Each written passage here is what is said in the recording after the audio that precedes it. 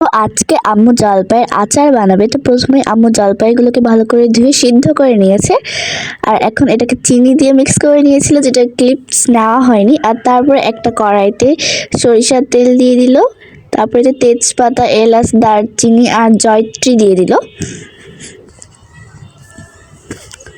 আর এখন এতে দিয়ে দিচ্ছে রসুন। এখন এতে সেদ্ধ করা জলপাই দিয়ে দিল, দিয়ে দিচ্ছে হলুদ গুঁড়া, মরিচের গুঁড়া আর লবণ।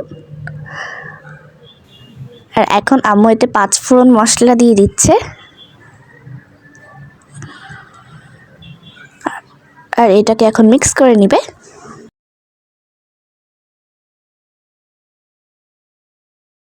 এখন এতে দিয়ে দিচ্ছে চিলি ফ্লেক্স, আর দিয়ে দিচ্ছে গরম মশলা, আর দিয়ে দিল বিট লবণ। আর এখন এটাকে ভালো করে মিক্স করে নিচ্ছে। আর সব শেষে এতে আরেকটু সরিষার তেল দিয়ে মিক্স করে নিবে। আর এখানে আমরা একদম খাঁটি সরিষার তেল ইউজ করেছি, দেখেন সরিষার তেলের রঙটা কত সুন্দর। আর এই যে আমাদের আচার রেডি। এটাকে এখন আমরা একটা কৌটায় নামিয়ে নেব। এটাকে ফ্রিজে রেখে অনেক দিন পর্যন্ত সংরক্ষণ করা যায়, আর এটা খেতে অনেক টেস্টি। সো আজকের মতো আল্লাহ হাফেজ।